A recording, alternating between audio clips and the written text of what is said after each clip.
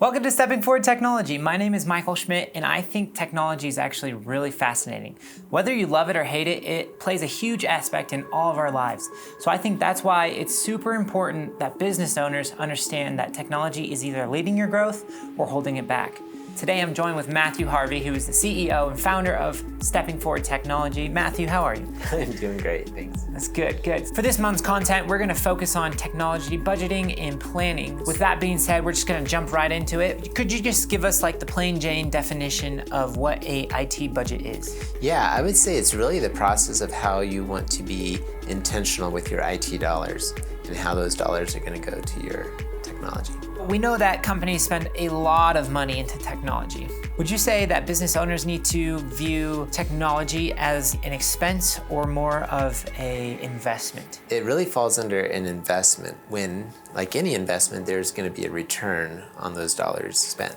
And that typically happens when it's strategically aligned with the business's goals and objectives, proactively. Now, on the reactive side, it tends to be an expense when it's an afterthought or after there's already been downtime and there's already costs incurred before that, the IT has ever been replaced or addressed. If it's reactive, the costs tend to be greater and the solutions tend to be less ideal. Like if you're in a crunch for a new server, you may not be able to get the one you would normally get because supply chain issues or the time it takes to get it in, you can't afford that downtime, so it's just never ideal. So if you fail to plan, you plan to fail. Yes, okay. Exactly. Awesome. So Matt, why is a technology budget so important? Well, it is. I would first say you have to understand that your greatest expense for a business is typically going to be its employees. And technology is the biggest lever that can impact an employee's happiness, their creativity, and their productivity at work. So I would say efficiencies is the number one thing you should see. Technology should make us do more with less, which also helps us lower our costs. So it should save you money. And business risk is a real thing as it pertains to technology, and so it should lower your business risk. We've actually found about 70% of IT problems could have been prevented if there was a plan and a process ahead of time. Moving forward, what does a good technology budget look like? Yeah, that's a really good question. First, I'm going to emphasize that it has to be strategically aligned with your business's goals and objectives. That can look very different for different businesses, and so not every solution is going to be right for you. It has to be aligned. Second thing is to give you kind of a rough idea of what companies typically spend in technology. So small to medium-sized businesses will typically spend 3 to 7% of their gross revenue on IT. That actually sounds kind of a lot when you run the math. Of that amount, 50% is typically spent on service and support and some of the tools that go along with that. And then about 20% is in hardware. So the life cycle of most hardware is about 5 years. So if you have a 20% budget of your entire hardware infrastructure, you will be refreshing all your equipment every 5 years, never find yourself behind. So that's really helpful. I'd say about 20% tends to be in projects or one-time initiatives, and about 10% we find fall under subscription services. So those are generalizations. Your business is going to be specific and unique to you, so it might be a little different, but that's typically what a good budget looks like. Awesome.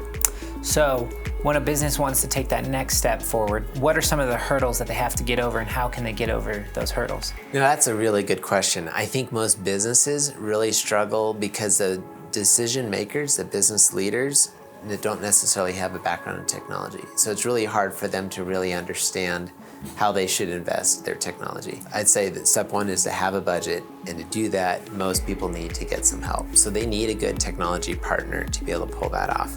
So large businesses typically have a chief information officer, and the chief information officer's role and job in the organization is to understand the direction of the business and the risks that exist, and on top of that, be able to plan and budget accordingly. So they got to take the technological risks that exist, be able to translate that, what does that mean for our business, so they understand the business risk, and then make and budget and plan going forward. So you need a good technology partner to help you do those things. Before we go, Matt, do you have any final thoughts?